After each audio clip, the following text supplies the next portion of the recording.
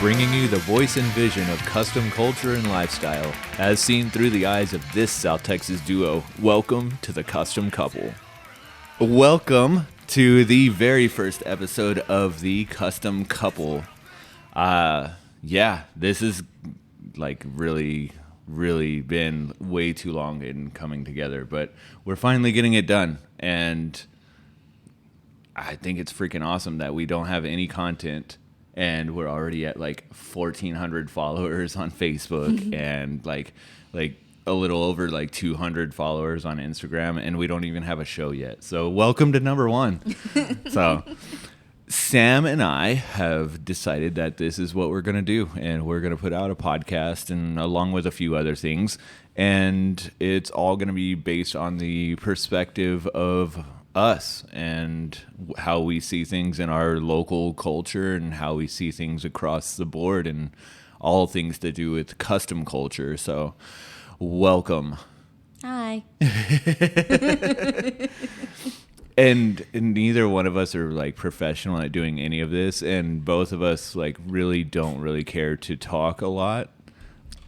I'm probably a little bit more social. We're starting off bad with saying that. Yeah, I'm probably a little bit more social than she is, but we wanted to do this. We wanted to put together a podcast and feature a lot of our friends and folks that we've met along the way, and businesses, brands, just car builders in general, people from our car club, and just like create a show that has a lot of like that local feel to it, and it's not so overproduced and so mainstream, and you kind of get a better feel for what's going on in our culture from the eyes of the people who are actually in the culture.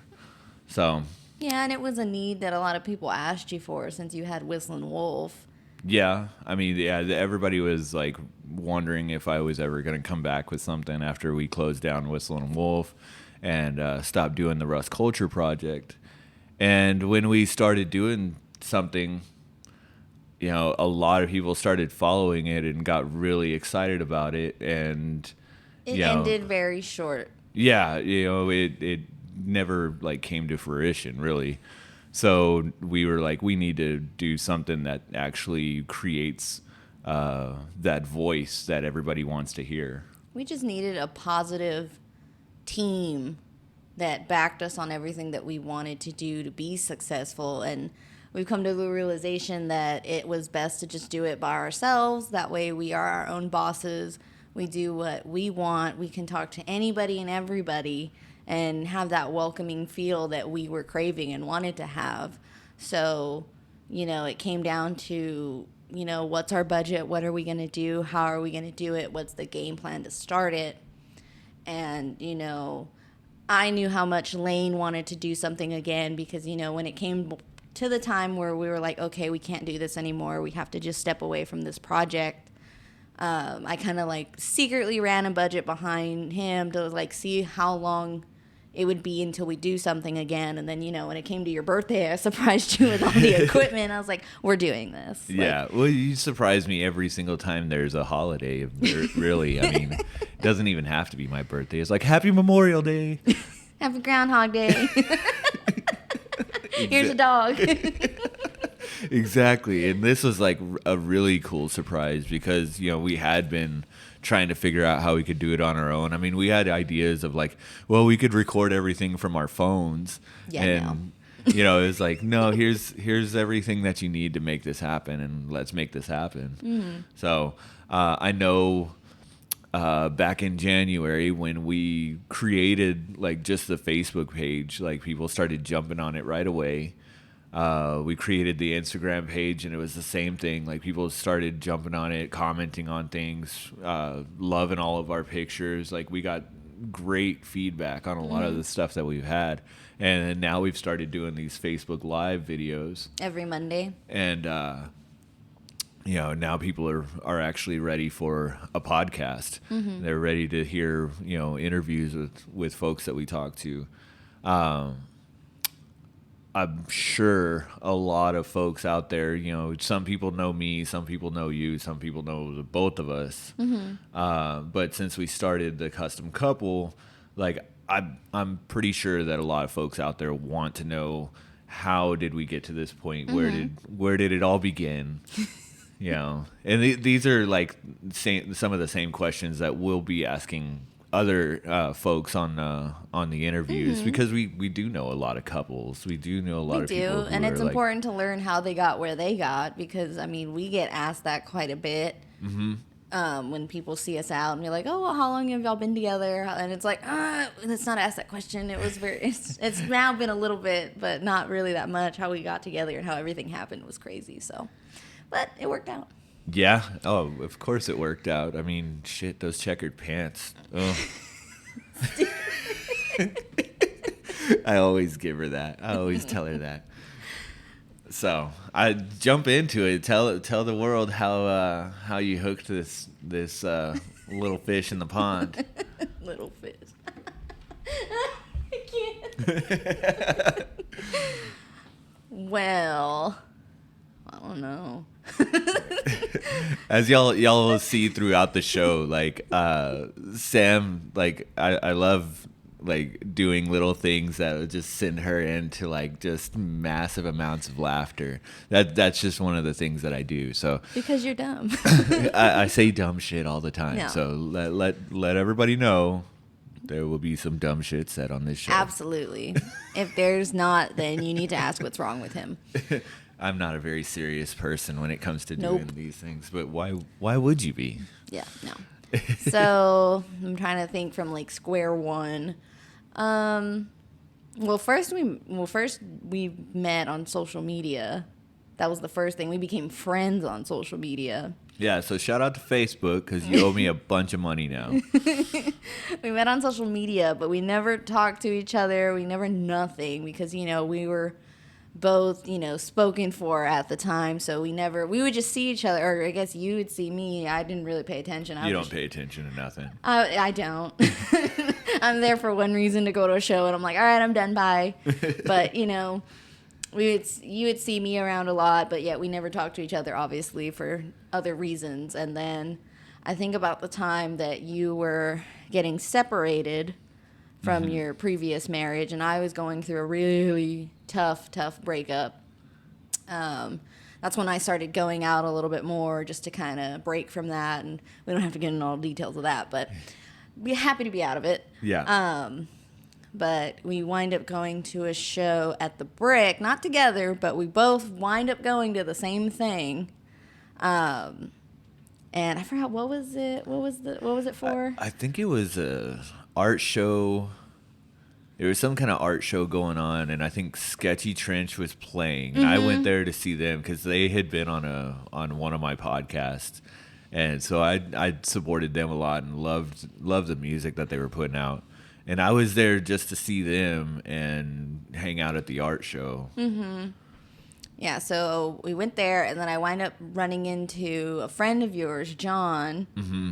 And he was just like, oh, what are you doing here? We got a drink, whatever. And then that's when you came by, and you're like, oh, hey. And I was like, oh, who's this? Who's that? I want to know who that is. And it was like a quick hello, and then you're like, all right, well, I'm going to go. And I'm like, oh. Well, that's cool. I just met you. So I was trying to be, cute and be like, oh, I'm going to go. I need someone to walk me to my car. You did not offer. No, I was not there for that purpose. And to be completely honest, I thought John was there for that purpose. I was like, and he didn't. No. Or did he? He hung out with me at the show. And I was like, oh, I thought you left. No, I thought I was there by myself. I was like, all right, cool. I guess I'm just gonna go to work tomorrow. I'm gonna have fun. So yeah, that's it was a complete mixed signal of I was in another place, and you were in another place, and it just kind of after that initial meeting there was more interaction as I, once I was living by myself and all of that. Completely forgot to mention the first time you ever saw me was at Independent Bash. That was the first time you ever saw me. Yes, that was the checkered pants. I remember I was there. It was the liquidation center where it was the Lone Star Independent Bash. And I was there with Penny, who was like 1, almost barely about to be 2. And I decided to wear 6-inch heels on broken gravel, thinking that this was so smart to do with a almost 2-year-old to walk around. And we did literally 1 lap, and I was like, all right, my feet hurt. Let's go home. And I didn't say hi to anybody. I didn't talk to anybody. I just went to go see cars. Penny took pictures with cars, and then we left. And that was it. And that was the first official time you ever, like, really saw me. Yeah. And then that happened to where we were at the show at the same time. Yeah. No, there was several moments where I just seen you out in places, and big hair, huge hair, wonderful South Texas, big ratty hair, beautiful hair. But there were several moments like that, and it was that initial meeting that just kind of kicked off a conversation, and then conversation went to, well, let's have dinner, and then getting not seen 4 times in a row. And let's have dinner, and then cancel. I didn't cancel. I fell asleep multiple, and you've learned now that your wife is a sloth, and she sleeps about 23 hours a day. If I'm not at work, I'm probably sleeping on the couch. And it's 100%. It was never canceled. It was, hey, we've got plans, and then it was just crickets. Because I knocked out. And then it was like that whole, like, next day is like, oh, I fell asleep. And I was like, in your mind, you're like, you fell asleep. I'm like, no, I really did. I went to sleep. And sure enough, you saw that the first time. Oh, yeah. Once we actually, like, started, like dating and staying together and all that. You're like, man, this girl really sleeps. Gonna wake up? I mean, shit, I thought I was a little more exciting than that. I just put you to sleep. Maybe that's what this podcast will be, is just my voice putting people to sleep. Jesus. But yeah, so we went on we finally had set a date, and then the day before the date, my truck decided to break down and not work whatsoever, so I had nobody to call, and I was like, hey, I know we have a date tomorrow, and I'm really trying not to cancel, but my truck is not starting. I need a brand new battery, and I need to go see what's wrong with it. So you got off work early without telling me, went to go get a haircut with Gerald at Lone Star Barbershop. Yeah, I went to go get a haircut with him really fast, and then rushed all the way to my work.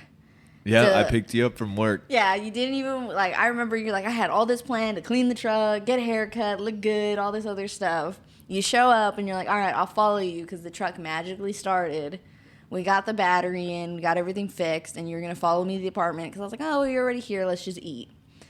Midway through driving, and do know my apartment was only like 5 minutes away from the store, and halfway point, my hood starts like going up, and you thought I was gonna die. I did. So O'Reilly's, thanks. No, it's not their fault. The guys there fixed the battery in the truck, and the truck had a bad hood latch. And they didn't realize that. So they slammed the hood down. Thinking it was closed. And it didn't lock, and they didn't check, and they wouldn't have known to do it anyway. But, yeah, we probably drove maybe half a mile down the street, and I just see the hood fly up off this truck, and it's like covering up her windshield. Fortunately, it didn't break the windshield, because that would have been terrible. But it just goes up, and I'm like, she can't see where she's going now. And I just met this girl finally after 4 cancellations. In the last 2 months. In 2 months. I was very persistent, though. And it's like I just finally got a chance to hang out with her. Now this is happening. So this is awesome. Great. And she took it like a trooper. She just darted over to the side of the road. It was a little 2-lane road, and she didn't hit any mailboxes. No. And got safely off the road and stopped. And I jumped behind her in my truck and threw the hazards on. And I was like, "Are you all right?" She's like, "Yeah, I'm good." Like, Like, I didn't hit the mailbox, okay. right? Like, that's Yeah. all I care about. It's like, oh, okay. It was like that scene in Tommy Boy when the hood flies up and he's like staring out the side of the window and there's a big truck coming at him. And it's like, oh my God, that's all that was going through my head. It's like, what'd you do? What'd you do? That's what he said. But yeah, that was like our first unofficial date Yeah. was fixing your truck on the side of the road. We finally did get it fixed and we did get to have dinner that night. Mm-hmm. So that was good. And I still don't know the name of that restaurant. We've been there 4 times now. I don't know. I don't know what it is. I just know where it is. It's in Stone Oak, and that was the only good. Oops! I hope I don't offend anybody. It's the only good Mexican restaurant I liked over there. So I was like, oh, okay, let's go eat there. Well, for folks that are like from this area, you don't typically go to the northeast side of town to get Mexican food. Now, if you own a Mexican restaurant on the northeast side of town of San Antonio and you feel that it is the greatest thing ever, reach out to us and we will come and test it. We can start doing that for the podcast too. No, We're not going to test food. Yeah. That's not what we're here for. So shortly after us hanging out that first night, we just kind of clicked. We kind of both realized that we really clicked really easily. We talked for hours. He stayed until like midnight, and I was like, all right, well, I got to go home. And I'm like, oh, you're not going to stay. Got it. So that was like your own little way of being like, oh, you canceled on me 4 times? Yeah, I'm not staying. I'm leaving. No, I just wanted to eat. I just wanted to eat, watch half a movie. Yeah, we watched half a movie. But yeah, after that, I mean, we just kept going out on dates, and then sure enough, shows kept happening. And, it was kind of a shock to everybody that you knew because, given your current situation that you were in prior to me, nobody expected to see you out with somebody, especially me who didn't talk or know anybody. Mm-hmm. I stayed primarily to myself in the scene, and I just was like, nope. Yeah. So yeah, we that was us getting together, mm-hmm. and then as things progressed, I moved in within a month. Within a month. Because I was like, screw it. I see you all the time. I literally come here after work all the time. I'm literally always sleeping here. It's going to happen. I'm just going to move here. I'm just going to live here. Sorry. You don't even have a say in the matter. I'm here. Yeah. And then, roller skating. Mm-hmm. You saw me roller skating? Yeah. She introduced me back into roller skating. I hadn't roller skated in oh, jeez. Well, we won't go into how many years that would have been, but probably about since I was 7. And she kept inviting me out to the roller skating rink. Mm-hmm. So when the time came, we had gone skating like every Wednesday, mm-hmm. like for a good bit. When I finally decided, I was like, I'm gonna stay with this one. That's where I proposed, was at the roller skating rink. Yeah, we were only, but I think that's the craziest thing is that we started dating in January.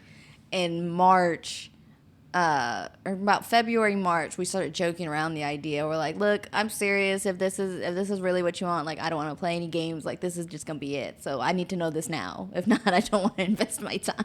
Yeah. Because we were both over it at that point. We're like, look, we both got out of not horrible, but we both got out of situations that weren't happy for us. Yeah. Not throwing anything at anybody anyway. But, in the situations we were in, we weren't happy. So we kind of already knew, hey, if this is something you want, that's fine. Let's work to that. And, it just clicked. Yeah, absolutely. It just, it came together. And it really did click. And mm-hmm. For a lot of folks, there's this whole there's some sort of a time period, expectation. That you have to spend and do that. Or people are like, oh, this is moving too fast. This is hesitation. I need to take a step back. No, we got together in January. We were engaged by March. Yeah. And then, we got married in August, and here we are 2 years later. We're going to be celebrating our second year that we've been married together. So whenever anybody asks, they're like, didn't y'all just celebrate an anniversary? I'm like, yeah, we got together and married the same year. And, I think that's the funniest thing to me is that, after everything we've been through, we've gone through so much together. It's not even funny. everything that can happen in a span of like 10 years for a couple's life, we did that in a year. Yeah, we really did. And I think that's where a lot of it comes down is like the time period that people have this expectation for.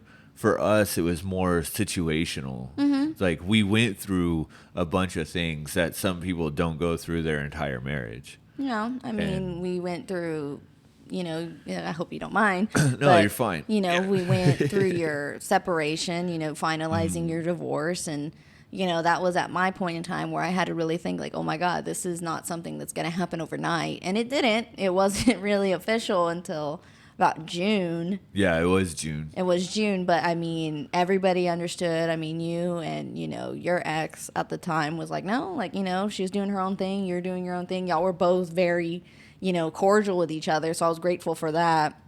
But, we moved you out of your old parents' house. We got a new house together. We had to move everything. We had to clean everything. We had to, figure out what we were going to do with cars, what we were going to clean. We had to figure out, doing bills again. Are we going to do it together? Like figuring out banking stuff. Oh, yeah, we did everything a lot faster than anybody I've ever known. Oh, absolutely. And, like, what dating situation would you be dating somebody for like a week and already be like, oh, you need help moving out of your house and into another house and this and that and the other? Is like, no, no. Don't come over. I'll see you when you're done. Goddamn. We moved you out of your apartment, and we were going through boxes of stuff of what in both the house and the apartment of like, do we keep this? Is the new house going to be able to hold all this stuff? Do we get a storage unit? Do we? You were lucky in that aspect. I don't keep anything that I think is crap. I'm like, bye, get rid of all of it. So I don't care. There was all of that, and I think it was right up to like midnight. We stayed up till about 3 a.m. Yeah, the night before that, the new people were moving into my house. And I had gotten us this house. We had 14 days to get everything moved, and it was like midnight the night that the people were supposed to take over the house. And I was like,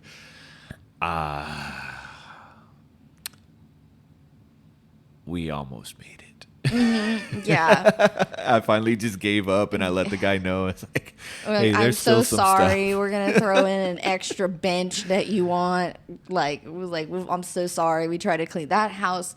Had so much stuff in it. It was just ridiculous. Every time I thought we were done, we would go to another room, and it was like even more mess. And it's like, okay, we just started a whole new pile of crap. Yeah, we really did. And the garage and the back driveway were the worst because I had a ton of tools. I had a ton of equipment, things that just I wasn't going to be able to bring to the new house. Yeah. And fortunately, I had some folks there in the neighborhood that all wanted the stuff and were able to help haul a lot of it off. But yeah, you don't realize how much of a hoarder some mechanics can be when it comes to their tools. Yep.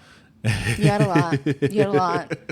You had like not only that, but when you like lost all your weight too, you kept all your big clothes. I was like, what do you have this for? You don't need this. Get rid of it. Go donate. Like, closet. I had like 2 closets full of clothes that I was too small for at that point because I had lost like 65, 70 pounds. And like I dropped my sizes a couple, and then it was way too much stuff. Yeah, but fast forward, we got around. We already told both our families that we were getting married, and of course you got those looks of like, what do you mean? But luckily it worked out because your mom and dad loved me. Oh, at least instantly. I think they did. They were really sweet and really nice when I finally got to go meet them. And you met Penny, and Penny was hesitant at first, but then after a while she got really good just because she's a shy kid. Yeah, she was just shy. She was really shy. But after you made her laugh, that was really it. And we'll get into another episode of why you have the nickname Monkey. She doesn't even call you anything but Monkey or Monkey Daddy, which is hilarious. Yeah, very. But, we wind up getting ready to have our wedding the next year. So this was 2019. We were going to have our wedding in 2020. have a big celebration with all our families and friends. Everybody supported us, really. Like, anybody that I haven't met, and there's still a bunch of people I haven't met from your circle of family that, you know, they are friends, but they're really your family because you've known them for so long already. Yeah, definitely. But, you know, they supported all of us, like bringing in Spanky and Robert and Desiree and, you know, Mikey and his girl. Like, everybody was just so nice to me and welcoming and being like, you know, they noticed how happy you were. And that made me happy to know. I was like, okay, I'm doing something right. Oh, I was stoked when you got to meet Mikey and Jenny. Like, that was awesome. That because was so much fun. shout out to Mike. Mike has been my best friend since the 3rd grade. So I will age myself here. That was 1993. I wasn't born yet.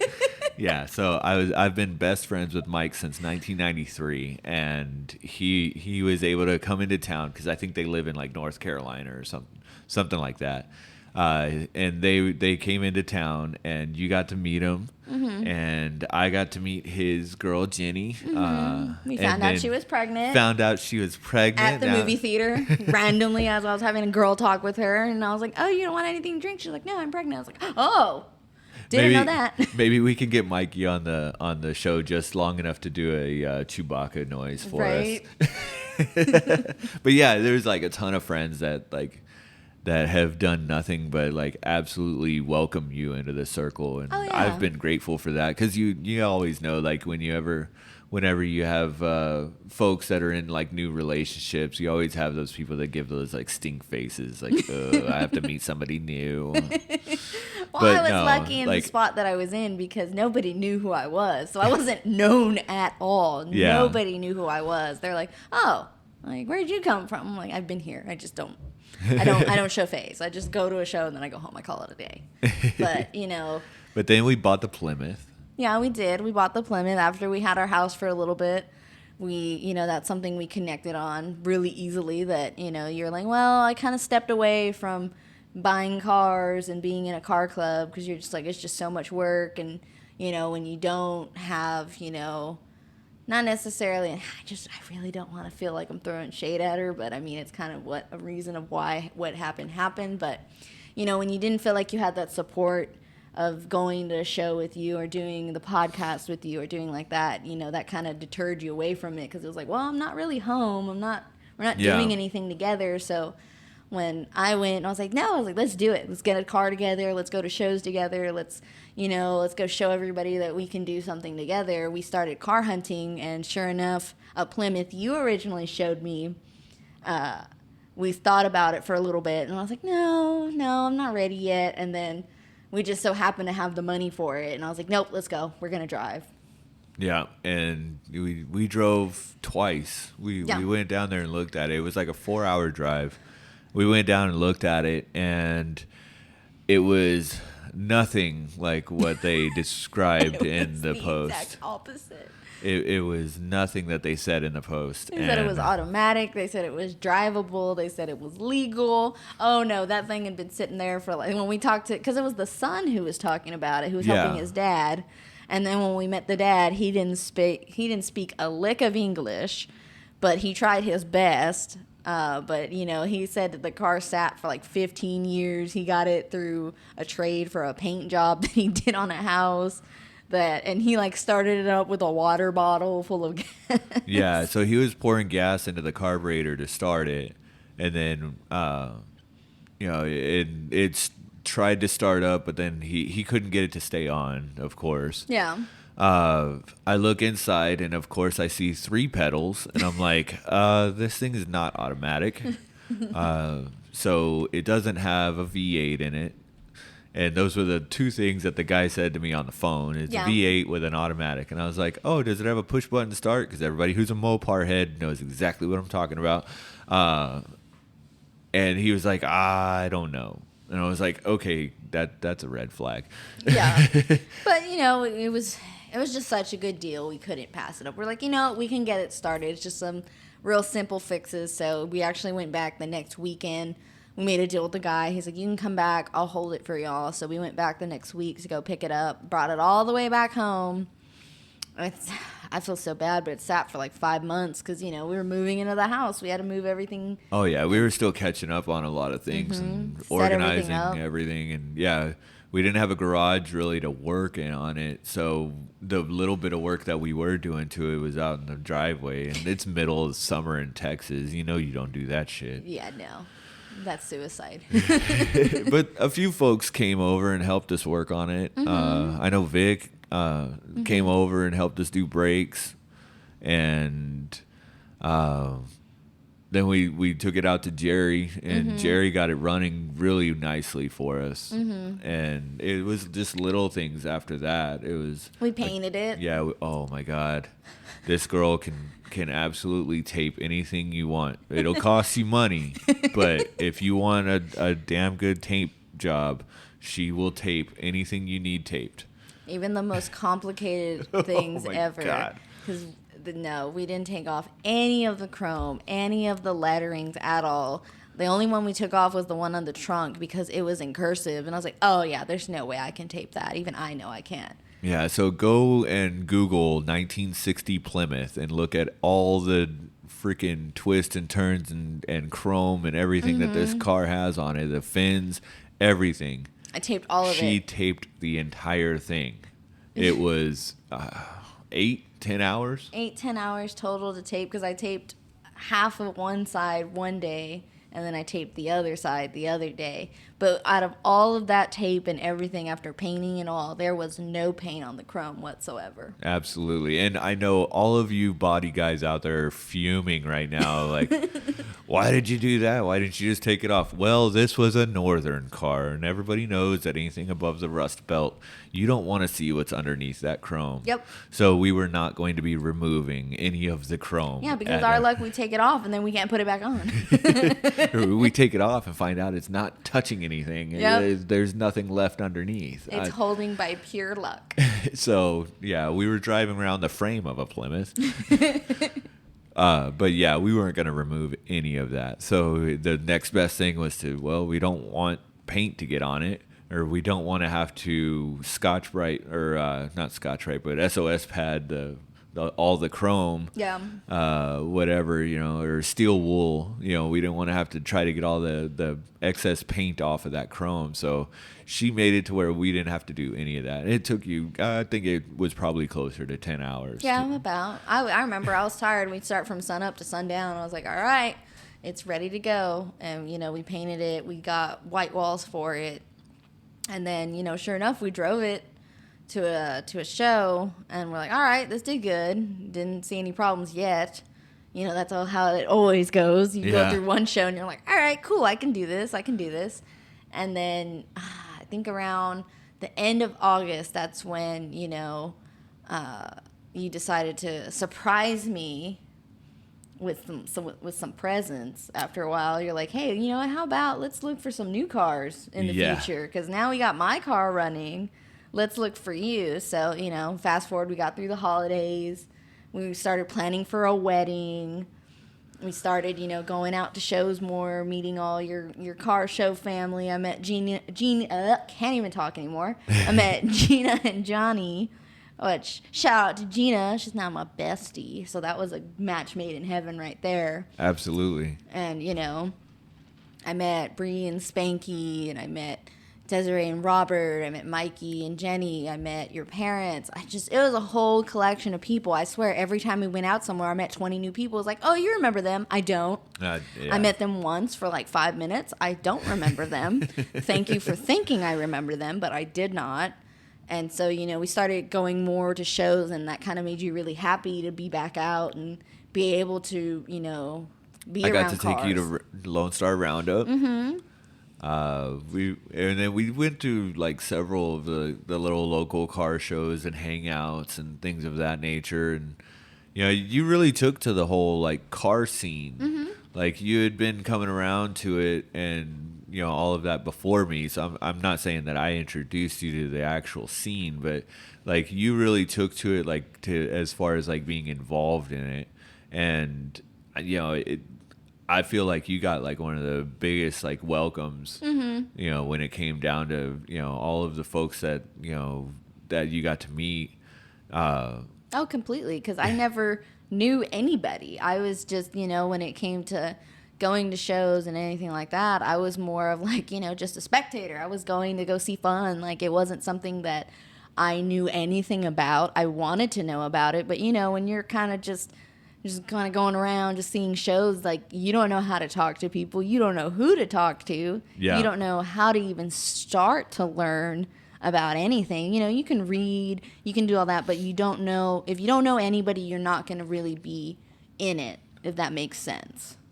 Yeah, no, absolutely it does. Like I feel like a big part of it is conversation. Is you go to these events and you get into little circles of people, and there'll be a topic of discussion of some sort, and of what's going on, or how they did built this car, or how they did a previous project that they have. You get those stories, and you get the little tidbits here and there and here and there, and that's how you like really get engulfed in the whole scene and being involved in it.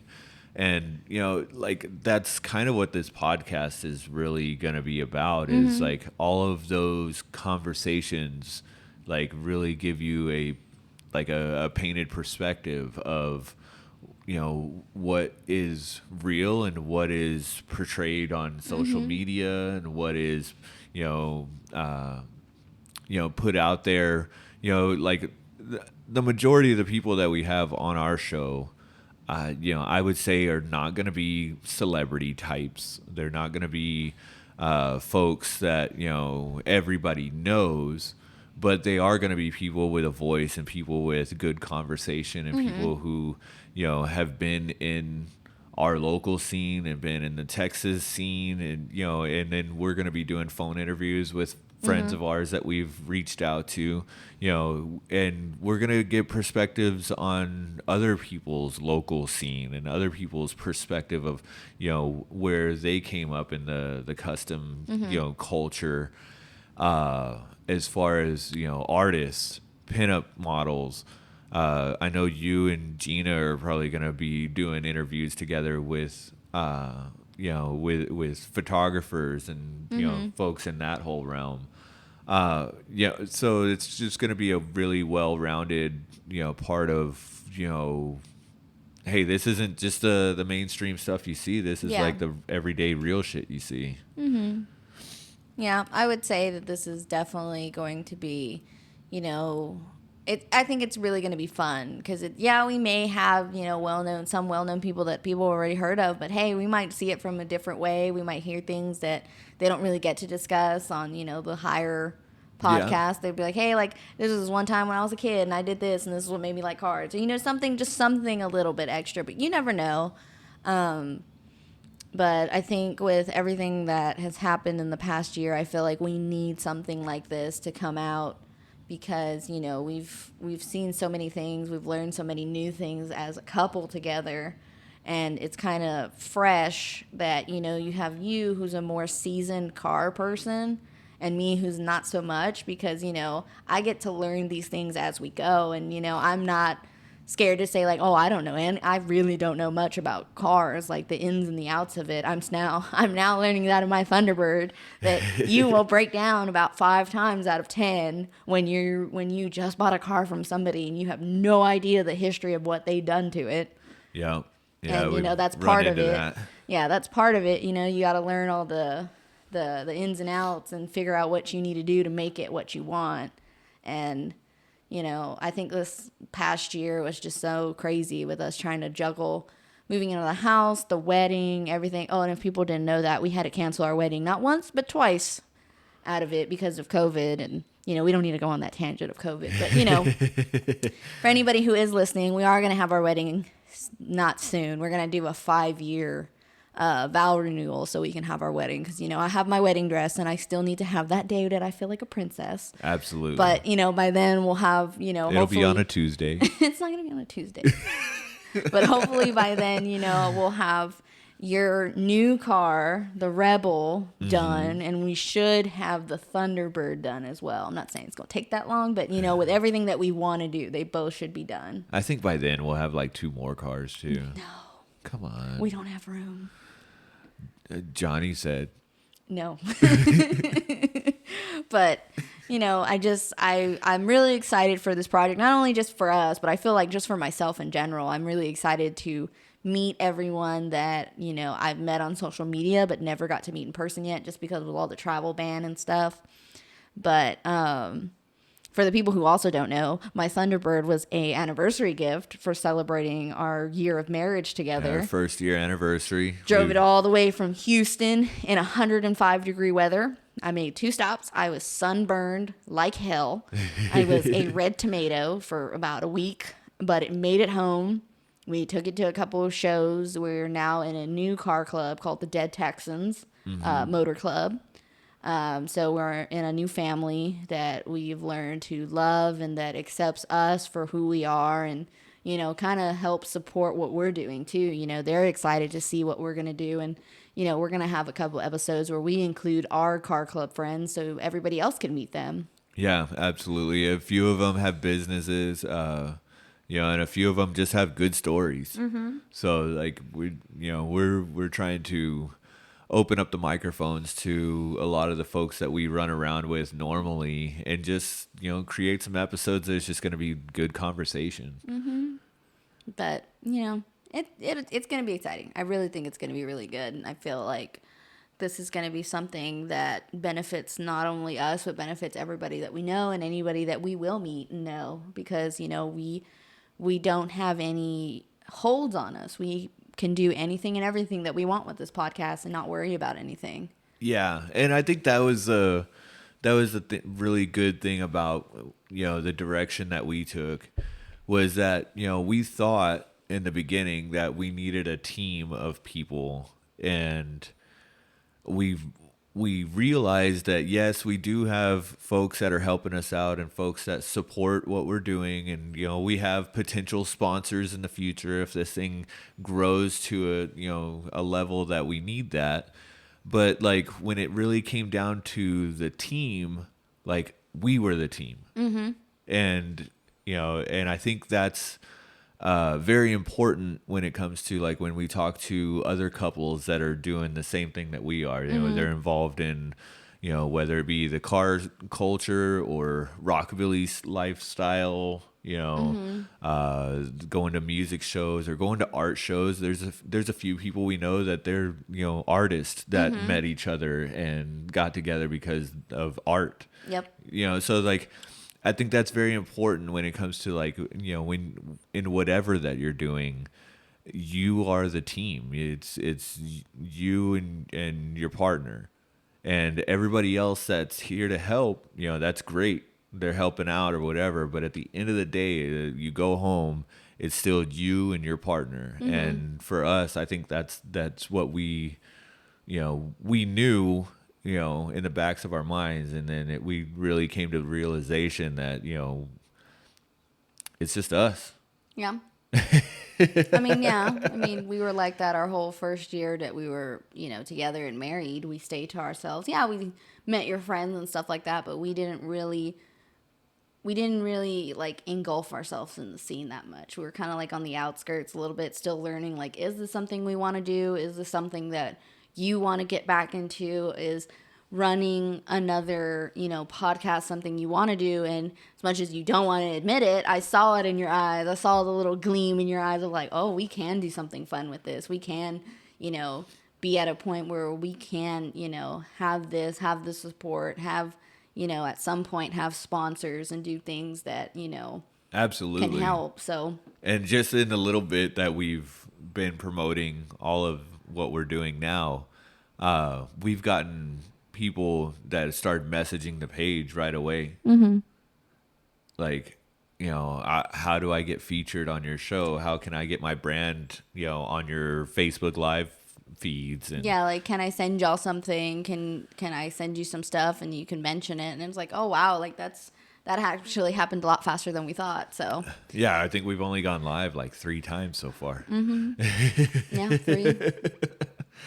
So, this is it. This is the show, and it's finally coming to fruition, and we're gonna keep trying to put out new episodes. Hopefully we can do an episode a week, and go with it. But honestly, we're gonna be doing whatever we can to put out a quality show. So when it comes down to content, we'll release quality content whenever we get it, and we'll try not to keep that Once waiting, a month. yeah, waiting forever. Put out one episode and then make y'all wait, and no, we don't ain't want doing all that. we do want a a continuous feed of content for y'all. So that's our goal with all of this, is to make it happen. So we're making it happen. Yeah, and we're working on everything on the back ends of it. We're going to be making stickers soon, going to be making shirts, got to figure all that stuff out, because we've already been asked by multiple people for stuff like that. And I'm like, oh, I didn't know that was going to happen so fast. So yeah, we're not really jumping into the merchandise game as a line of income. People have just been asking us for merchandise. So it's like, okay, well, I guess we're gonna make merchandise and give it out. right? So I mean, it has been kind of surreal. People really do want to hear what we have to say, and want to hear what other people have to say about what's going on. I think we're on that upswing right now of cars and everything, and folks that used to put out DVDs before, of the car world.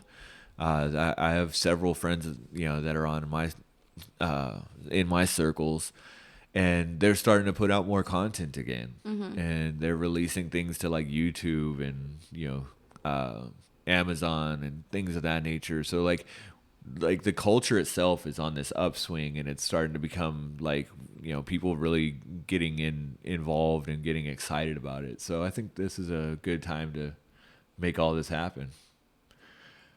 Let's give a few shout outs and then get off of here. Yes. we did good. We can give a shout out, our first one, to Johnny Chop Customs. He is in the process of getting his shop built. It should be, I think, from what I've talked to Gina, his wife, about, I think it's about 4 weeks out. And so if you have any chop, customs, anything you want to get done, you can reach him on Facebook for Johnny Chop Customs. You can go on www.johnnycustoms.com with a K. Make sure to put the K. JohnnyChopCustoms.com. But you can kind of reach out with them and see. He's going to actually be chopping the 50 Ford shoebox that I just acquired. Yeah, so folks, we do have 3 cars at the moment. We have a 50 Ford shoebox, a 1960 Thunderbird, and then we have your Model A, which is a 31. A 31. So yeah. All we need is a 40. 30, 40, 50, 60. Yeah, I mean, you're not wrong. And then now we can also shout out to Rooster at Tradition Over Trend. Yeah, I've been doing a little bit of writing for him. Plus, Rooster is probably one of the best engine guys that I've ever met in my life. He's like me. He nerds out over the coolest things. And he started Tradition Over Trend, and he's kind of in the same boat as we are now, but he's done it for a few years longer now, and has started realizing that people are really digging this. And I think Tradition Over Trend on Instagram has hit over 10,000 followers. Yeah. So super rad. There's a ton of folks that we can be giving shout outs to, but we'll do that on all of our podcasts. We'll end all of our podcasts with folks that we want to let them hear their own voice. Yeah. Try to get more people to come onto the show. So, well, folks, we're going to call it good on this first episode of the Custom Couple, and we will see you next time. Thanks a lot.